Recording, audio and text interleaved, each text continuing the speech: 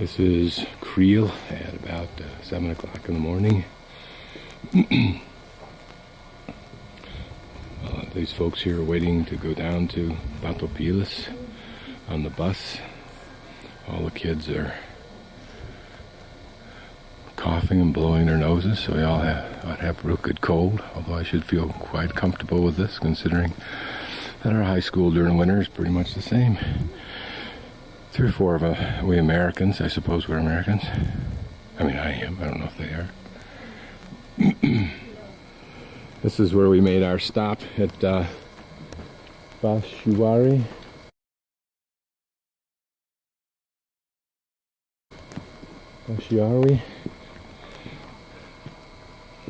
And inside it's real dark. There's no lights, but the lady works like a speed of light, cooking up all these little meals for everybody.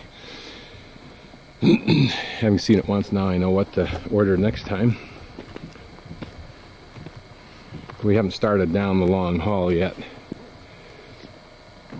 The first part of the drive was the scariest because there was fog, and that meant, and it was also below freezing, and so that meant that the outside of the glass for the driver was coated with ice, the inside was coated with ice. There are no defrosters, and he could barely see. And I think the scary part was I knew he could barely see.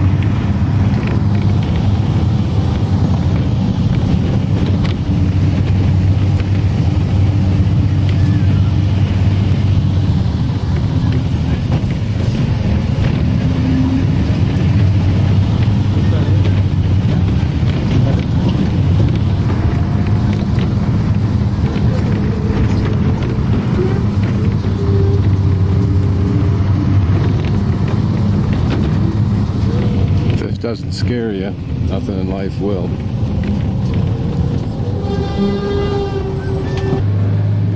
It looks like Tibet or something, isn't it?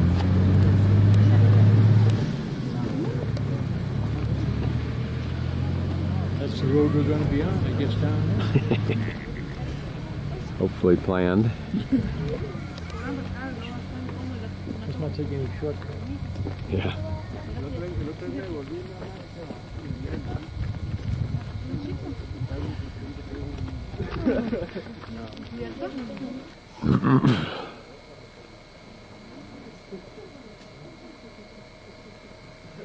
can see down there some kind of little village or ranchita.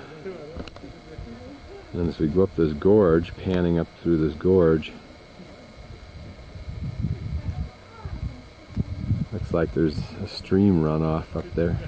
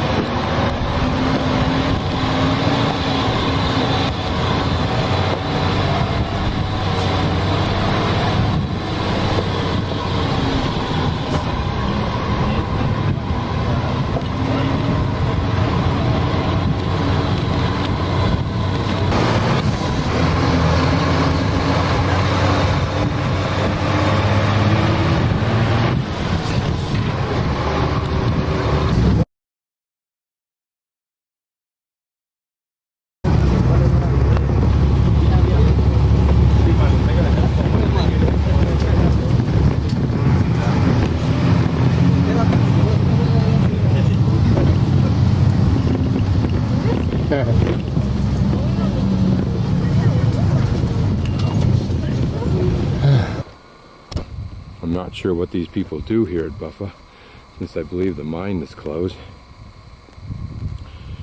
It's interesting, someone has a little camper unit there.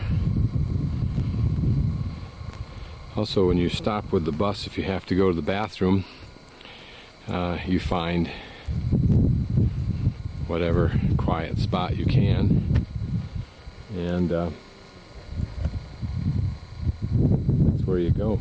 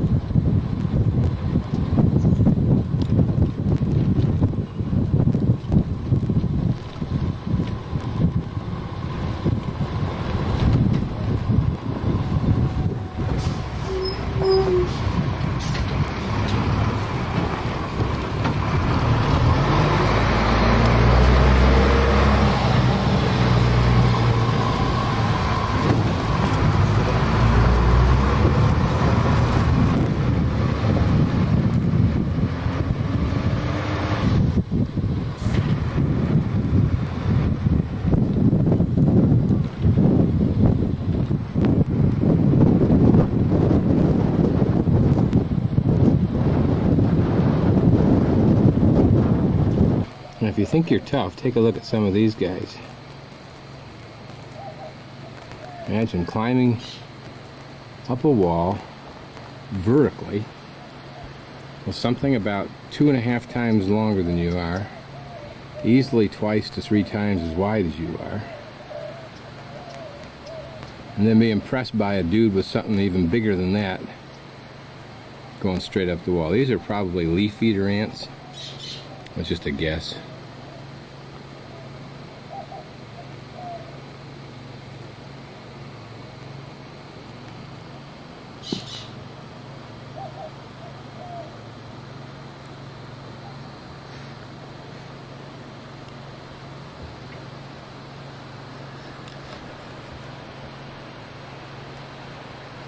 These guys up on top have another problem. How to move something about 10 times longer than you are somewhere, particularly when one wants to go, ant wants to go one way and the other goes the other way, and others are climbing over the top of it.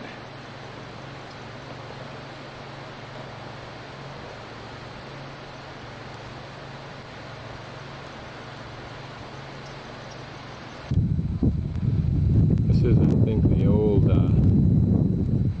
mine smeltering setup.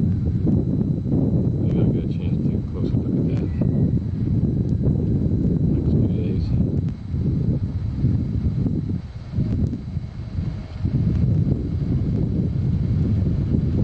You can see that tree growing, its roots growing all over the rock. Strange, it looks like it's been painted on. Okay. This is one short, long street and very narrow in Batopilas, and the other one is the only other street that's very long. All the rest are little dinky streets that go between these two.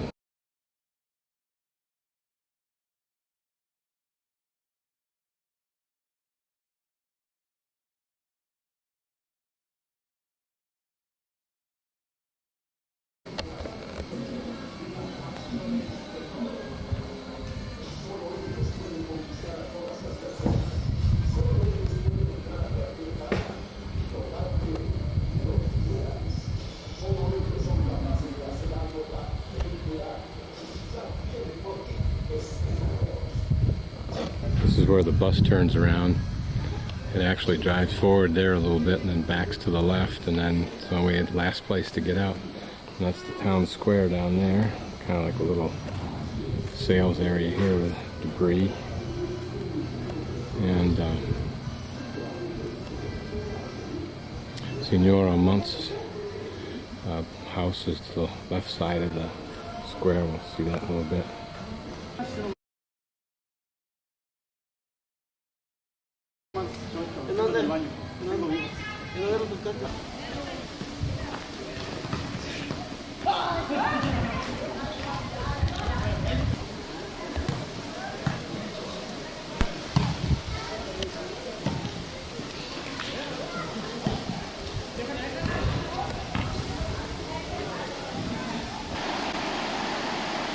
This is a small hamlet of houses just south of the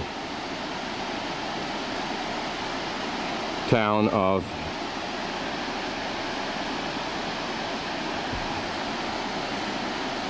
I don't know why this little hamlet is here, but can you imagine what the prices per acre would be here if this land were in Jackson down along the whole back?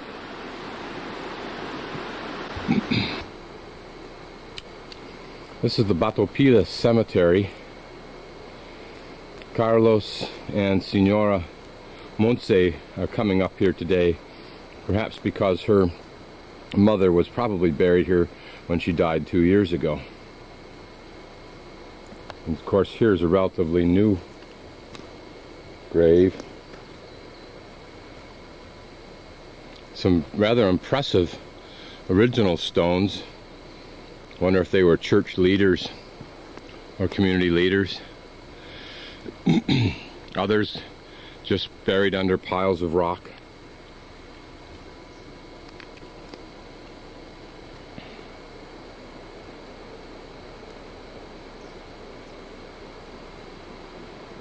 Some graves very simple, almost forgotten, perhaps forgotten. No one cares for them anymore. Life is very transient. No matter how big or impressive the little monuments we give to ourselves in advance of our own death, or that our family give to us after we passed. The moving hand having writ writes no more. We climb a little hole. Here's a little worship center of some sort. And here's the view of the valley up to Soweto.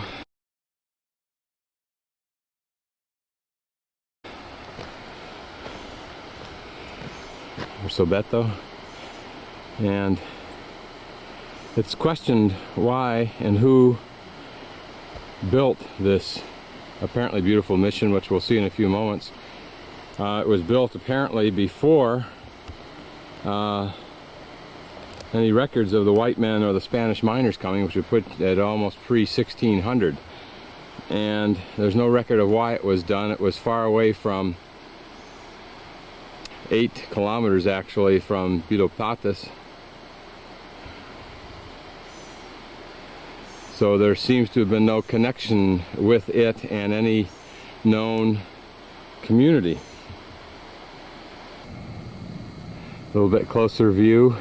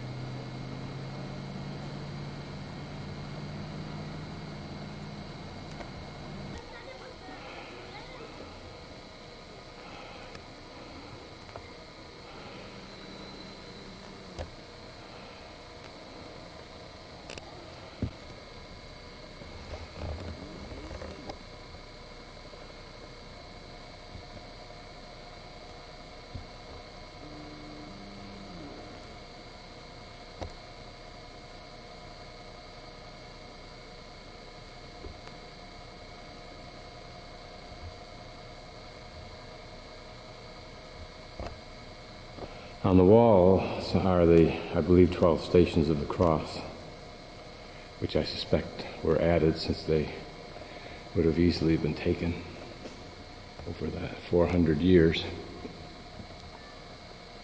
These ropes that we see here went up the bell tower now, but there used to be a stairway apparently that went up there, or a ladder, excuse me.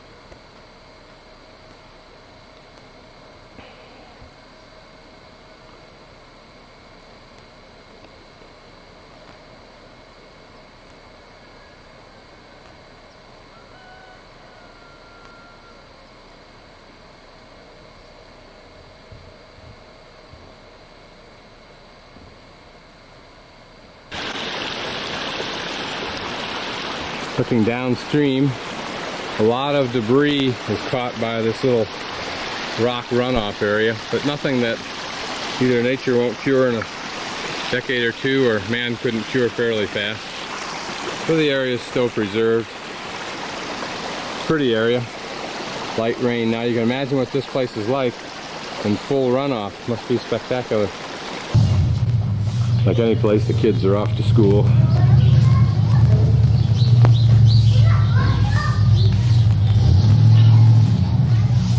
And believe it or not, they actually sweep the roads and the sidewalk to get the dirt off there, sometimes just to make the dirt look like it's been swept. This is that fascinating tree that actually attaches itself to the side of a building or a rock face and somehow gets its nutrient through that thin layer of roots that goes down into the soil. You would think that somehow it's rooted up on the top. I haven't gone up to check. But a beautiful big tree. I don't know what they call it.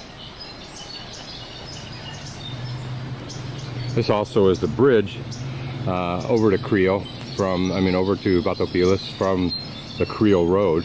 Pretty substantial structure. Doesn't feel terribly substantial when you're going across it, but it is. Although when you look up there, there's a crack in the structure. You can see it right there.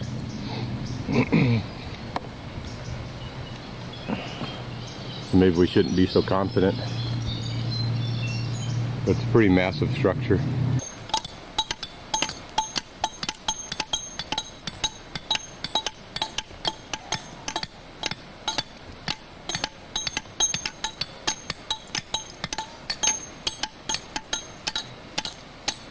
Perhaps in some way that was slower than here, the Aztecs and others had to fashion those beautiful, perfect rocks that we see by hand with probably stone tools of some sort, in the same difficult, piece by piece, labor-intensive method. Here you can see the results of it if we look closely at a square, for example, and see that it's a very nice square with this interesting design that comes from the hatchet. As you can see how nicely the wall is done here. Remembering, I think what's important is that these people achieve not only somewhat the same quality that we achieve in the United States, but they do it all by hand. And they also have I suspect, a high degree of appreciation for the quality of work they do. I suspect that each man takes very seriously how good his stones are versus another's stones. And if you look closely right here, you can see how he's bringing down one part of the face just to be perfectly straight.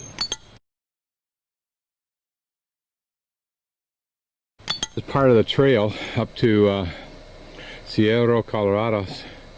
And what's interesting is that it's been purposely paved with rock. And this is probably about a 50 yard stretch that I'm on that's like this. And it's interesting to wonder how much of it was done along the entire Camino Real, or in essence what was the original burro trail for bringing supplies into this area. Okay, we're several miles outside of town right now, and the trail goes alongside an aqueduct, which you can see down there. It's still operating. It's been operating probably since the early part of this century, when I think it provided the constant water flow, using gravity of course, for the power generators that were in Batopilas for the benefit of the mining company and its smelting factory. No iron ore left gold ore left Batopilas. It has always been refined into gold bars. Probably it explains the paving of portions of this road. All of it was, and it's not a road, it's a trail, but probably all of it was paved at one time with rock. For two reasons. Number one, it made it easier to move up and down and take care of this rock, stone, waterway. But also, they were able to, I suspect the correct word is exploit, the Tarahumara Indians that lived in this area to do all this work. I'm suspecting, although I don't know, that it was pretty much the same as we Americans did to the Chinese. The difference being two things. One, we brought them from a foreign country to our country to do this work for us, whereas the Tarahumara dominate this area. And number two, we were perhaps worse to them, both during and after in our exploitation, than the people here have been to the Tarahumara. Of course, the Tarahumara had the benefit of being able to escape back into these mountains, and still do today, to remain hidden from the whites who had no interest in where they were unless there was gold to be exploited. Now, to appreciate the sophistication of this project, what you see here looks like a bridge going to nowhere is actually a overpass, if you will, for the runoff that will hit off the mountain down through this little ravine here. So in order to protect and of course prevent incredible amounts of dirty water and rock going into the aqueduct, these were built wherever there's a ravine. Now this is something that most of us in Wyoming recognize. It's an irrigation release gate for a side channel. I suspect that what the purpose here is to drain off some water if there starts to be too much water at this point. This is a fairly wide point in the irrigation, or in the channel here of this aqueduct, and perhaps if there's too much water at this point, that means there's going to be far too much down below, put too much pressure on the walls, maybe break them out and endanger them. One of the ironies of this is that while this was built a long time ago, still it is used to power the generator that gives this little town power. Now the irony is, at one time in the 1800s, other than Mexico City, this was the only other town in Mexico that had electricity, primarily because of this aqueduct and the generating plant that it fed. So this is still maintained today, and in the main still gives, as long as everything's working. Sometimes the generators break down for months at a time apparently, but otherwise this thing gives Batopilas power when other places may not always have it.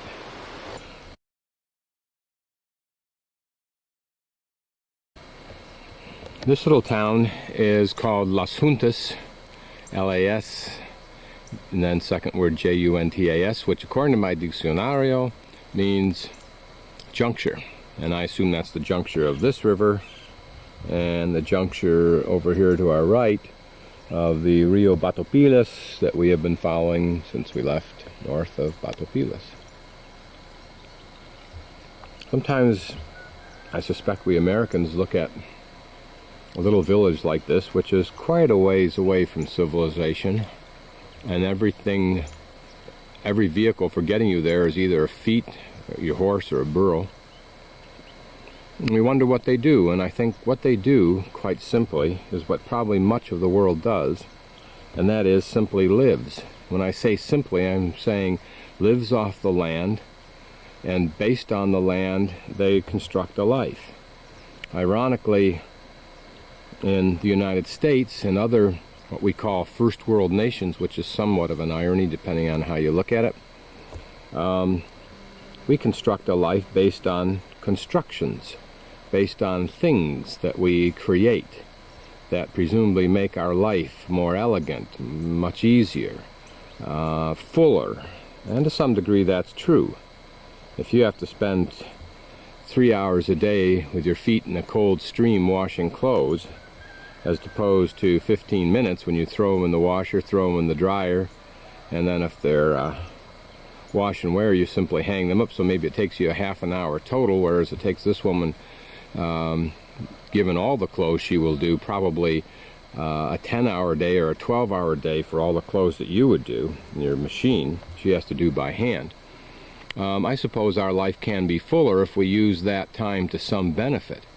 But if we sit around and watch television and no-brainer type of programming, what have we achieved from our civilization, from our increased quote-unquote quality of life? I suspect not much. Thought it was interesting to take another look at a pretty little garden. Nicely laid out little plots, nice little squares, and they're slightly indented to hold water. And sometimes they have hoses where the water is running gravity, kind of like that aqueduct, only in ABS plastic pipe like we would use, or used to use at least, for irrigation. Well, still do for water sprinkler systems, large sprinkler systems. Over here you can see corn growing, and down there is the squash blossom. These are probably fruit trees here, because this area can grow guava, papaya, avocados, limon, oranges. So this can be a pretty fruitful area if you've laid yourself out well. Look at this old building right here. Don't know what it is. Abandoned. It's now being used apparently to grow something, some kind of little tree in there, unless that's just growing wild. Pretty flowers, these purple ones. Don't know what kind of plants these are. Little view walking up this rivered area. This is a main road, actually. I was wrong. Las Juntas actually does have access by road. This is a mining trail up through here. This is a fairly large plot of land for cultivation, given the fact that it's in a riverbed. It's also an interesting structure over there. The old one, of course, is a classic adobe house. But what is this one here? I don't know. And it sounds like our plowing friend down here is having trouble getting his vacas to move. But they are moving now. And apparently the other fella follows right behind him and puts the seed in. So, very labor, animal intensive. These hoses that you see strung out along here, I believe are water hoses, probably gravity fed from upstream somewhere. My guess is that those are dairy and or beef cows that get the thrill of serving double duty. And our fellow planting, and then some young boys watching them. Apparently out here don't have to go to school. This perhaps is their school. As we look at this, it isn't hard to see the value of mechanization Here you've got 2 cows pulling a very simple plow held by one man. They've been working for the last half hour that I've been here, and it looks like they got about maybe 3, maybe 4 furrows along that line that you can see. Let me get back onto it. There we are. Sorry. And you got one guy planting. Imagine if he had a device pulled by, well, maybe 2 or 3 cows that had triple plows, in other words, plowed at least 3 rows, and simultaneously dropped seeds into the ground. And as it went past and dropped the seeds in, it covered the furrow over with dirt. Now, that's not much of a change. Certainly not much compared to the technology that we use in the United States. But dramatically increase the productivity of these people. But then, from their viewpoint, why bother? These guys don't have anything else to do for the next week or two. And it'll take them about a week or two to do it, whereas it would take the equipment I'm talking about probably less than a day to do the entire field. But these guys have nothing else to do, and this is a form of income for them. So, when the cost of the technology would be high compared to the rewards, given the inexpensive cost of their labor, and it'd be somewhat difficult to bring the stuff in, although not at all impossible. What could one enterprising person do, though, if they had a device like that and a way of getting it in and out quickly or easily by truck and trailer? And they could come in and do this for this person real fast. I don't know. Now you're starting to get into the industrialized world's systems of doing business, not just the element of plowing. But how about a business that takes one element of that plowing and makes it very specialized very fast? Just give you a little bit of a look of the kind of place that we're in. Up there in the center of the screen you can see a road going up to probably what are mines, which has primarily developed this area.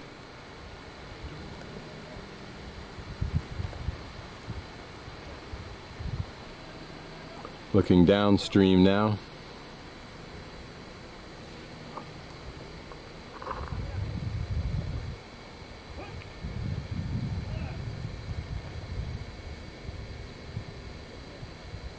You can see it's spring, all the trees.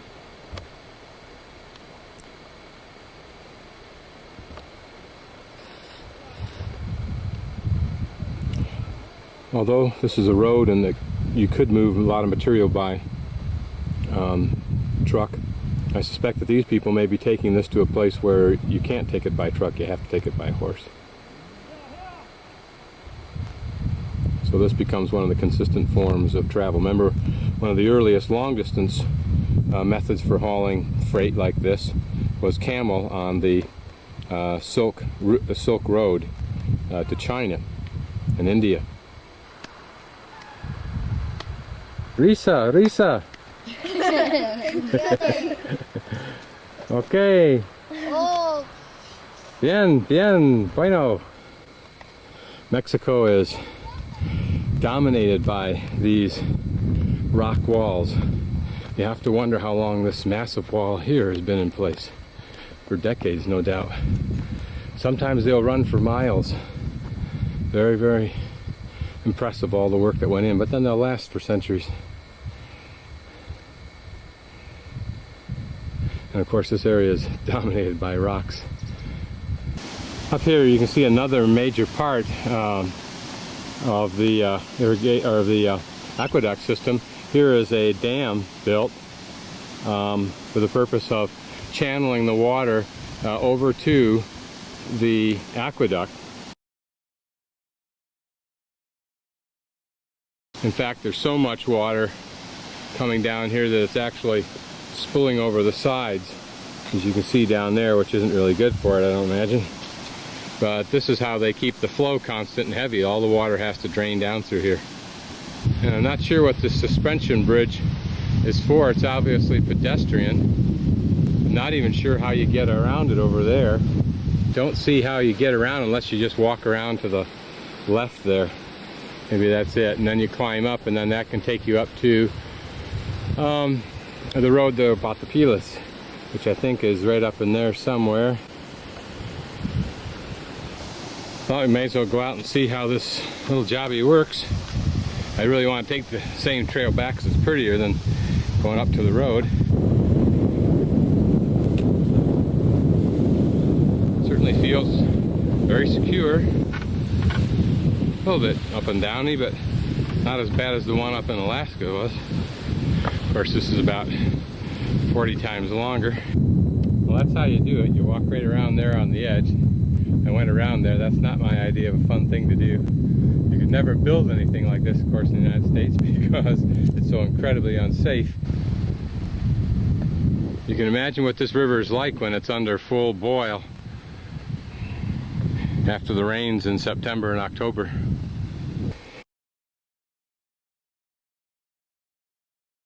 This is interesting part of the aqueduct because they actually cut it right straight through a rock, which, as somebody pointed out, took some engineering. But then on the other hand, see right there, you can see where the rock is cracked, so that's a natural fault, and that's of course where it broke off, at least on this end.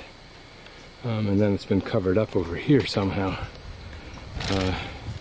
to allow for the walkway to go over the top of the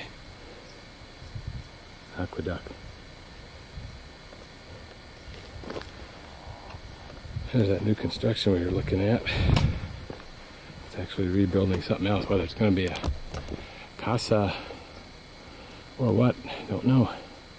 Notice the water tower up above there, which when they fill that, however they do, give it good water.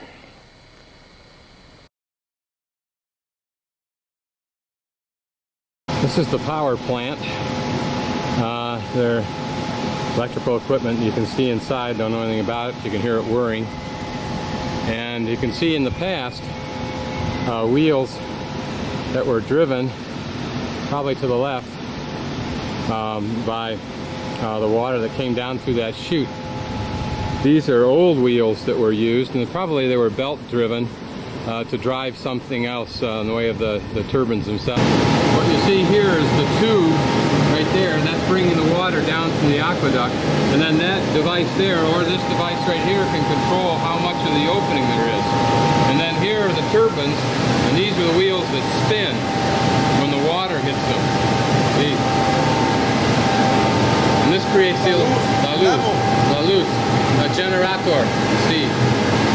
See? And then this, because the water's turning, here's a gearbox. Notice how slow that's going and how it speeds it up. Rapidamente here. Electricity, luz here, and there you can see the electricity that's being created. See?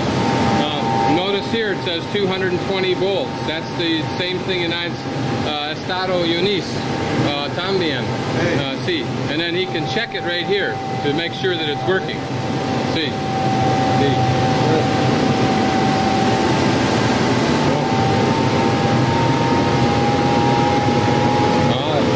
Yeah.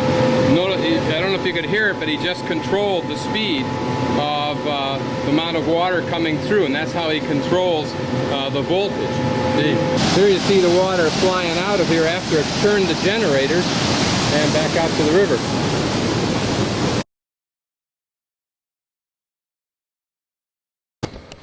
Something important here is the introduction of technology. In the first instance, a power drill, which is better than doing it by hand.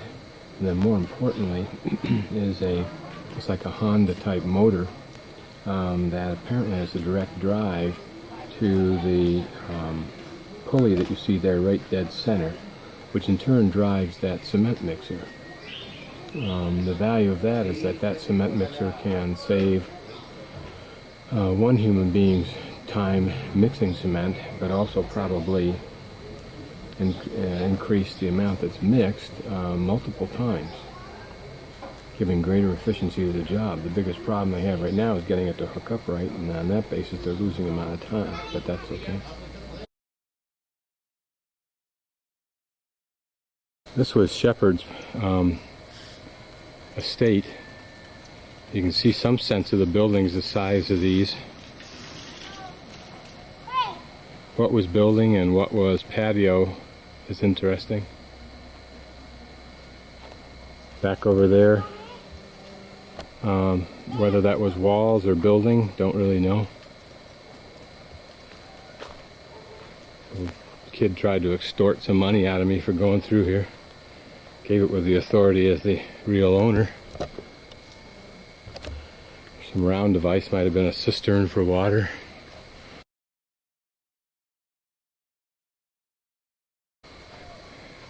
Which is probably redundant.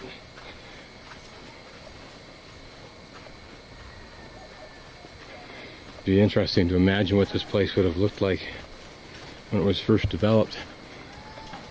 Hey! You can get a sense of the size of these structures and what they must have been like inside, since I don't think they were built as two-story, even though they are, which means they had very, very high ceilings, of course. It must have been an impressive place as we look down this long walkway.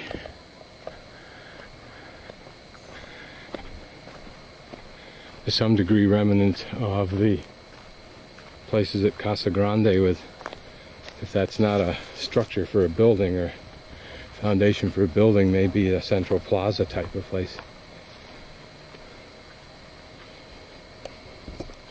Another huge tree with those curious roots that latch on to a building or any surface, I suppose.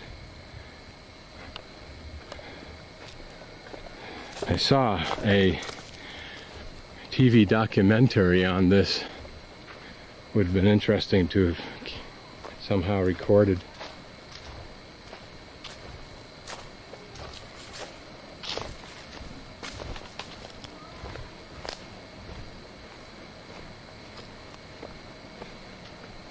Oh, certainly a walkway here.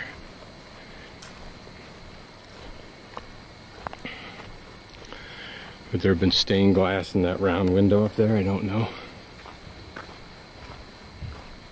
Again, this kind of low rock wall that might have made this a kind of a central place, or maybe even a garden.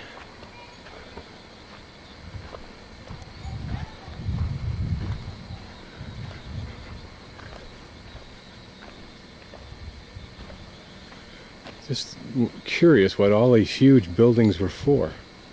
As a hacienda, would that mean a working ranch headquarters with all of the associated buildings? Look at how these walls were finished off here, and walls built all along the edge of the river, where these buildings, such as the one ahead of us, are flush to the river's edge.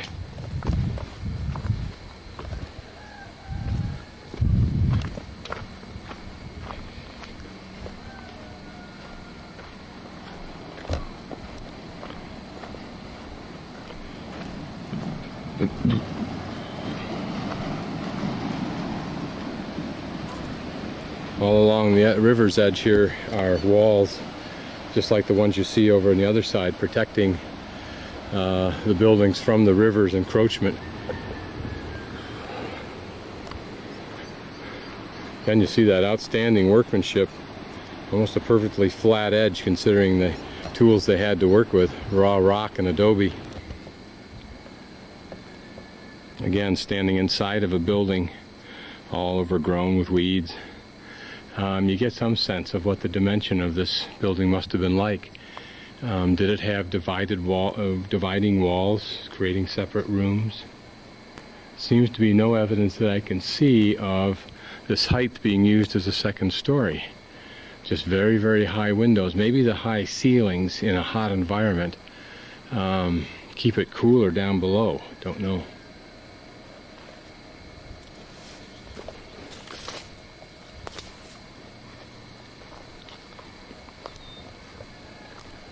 Again, some more of these pretty walls. Hello, rabbits.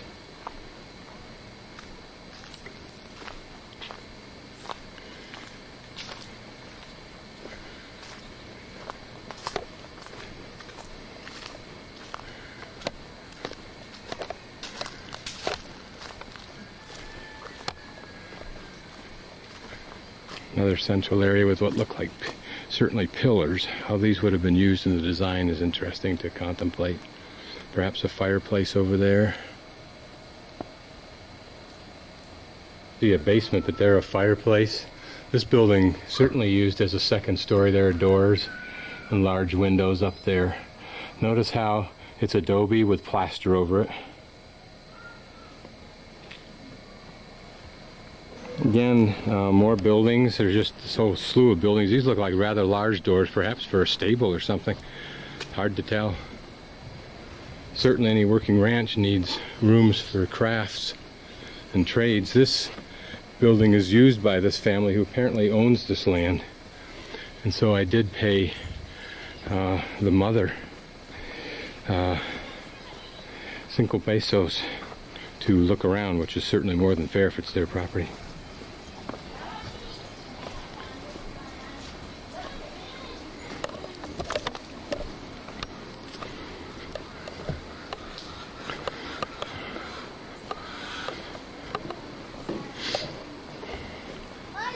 Hola. Gracias, señor.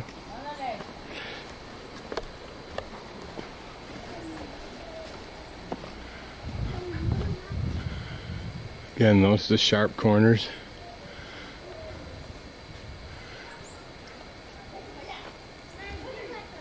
This is obviously a 3-story building. We'll walk down here and get some sense. I think this was the family home. It's hard to envision it now. But a fireplace, certainly on both floors. Huge high ceilings, probably 12 feet at least.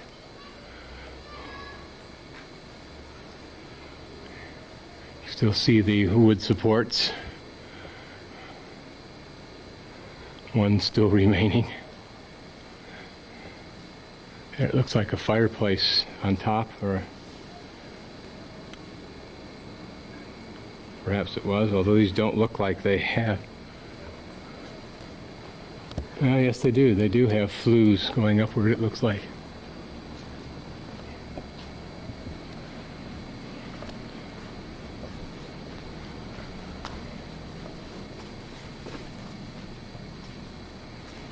Stairways going up into other places.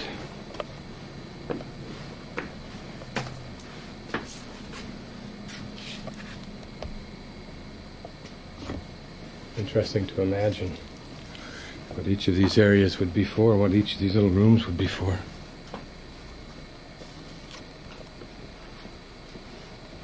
I think they rent out one of these rooms to the fellow who told me it was their property. Entrance, of course, to the Hacienda, we can see that. And when you came in, a series of what I would suspect were residences, each with a fireplace. They had stucco, looked like there were some frescoes, in other words, artwork on them. There's an interesting entrance building up here that we can see from the outside the tower. Perhaps there was a watchman there. These look like they had substantial locks. Coming to meet this man must have been coming to meet a very important person in any society, certainly in this one. I have to go read the history on him to appreciate it, but you can imagine the money he must have had relative to the people who lived here. This would have been the broad entryway into the Hacienda. All in fresh noose rock, would have looked impressive.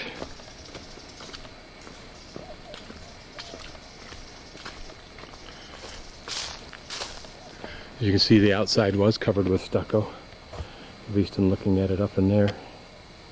So this was probably nice white stucco or colored, but certainly looking fresh and new and very Mexican and southwestern.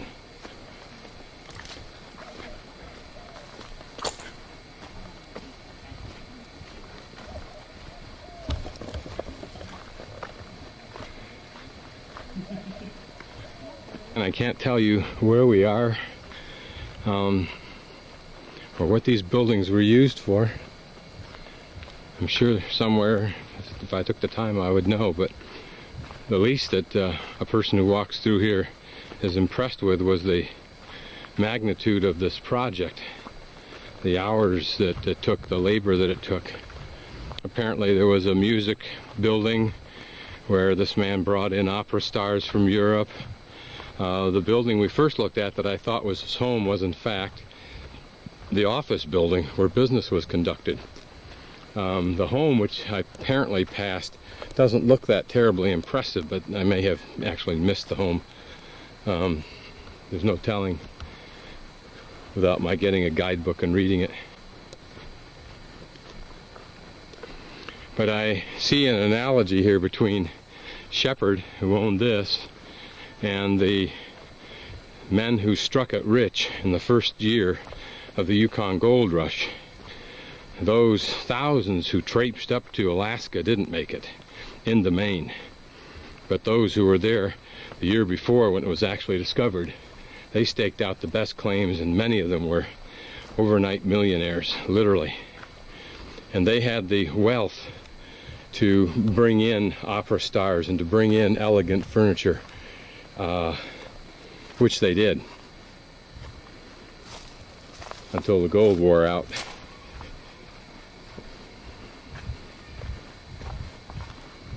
How much sense it would have made had we been able to see earlier photographs somewhere of what these little nooks and crannies of buildings were supposed to do, what functions, roles they played, and the pieces of equipment, what were they for?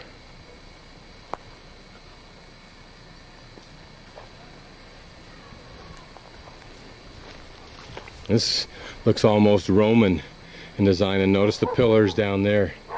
So there were other pillars probably that created some kind of an architectural structure that would have been quite novel and I'm sure pretty to see. And this strange building here, this almost circular building with 3 or 4 entranceways. Maybe it was some kind of multiple blacksmiths location. This is a low slung building.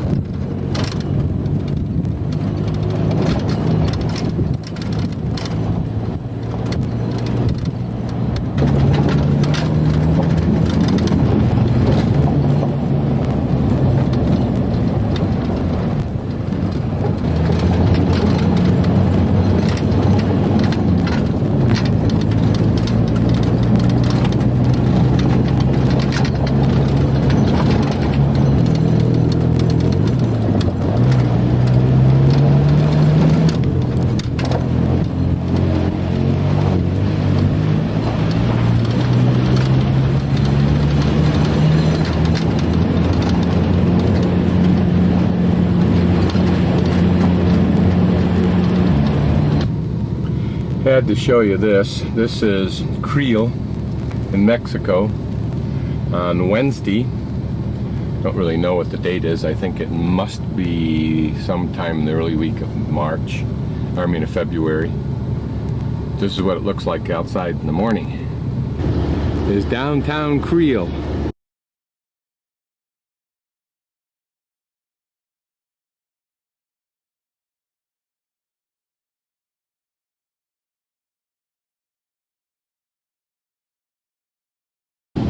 This is the town square, and I'd sure hate to be driving down to Batopilas in that bus with a bus that has no defroster, a single windshield wiper,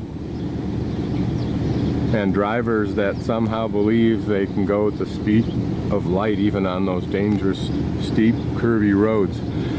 Yesterday on the way home, we passed a big truck that had been loaded with bricks that had flipped over on a curve going too fast and killed both men inside the crushed cab.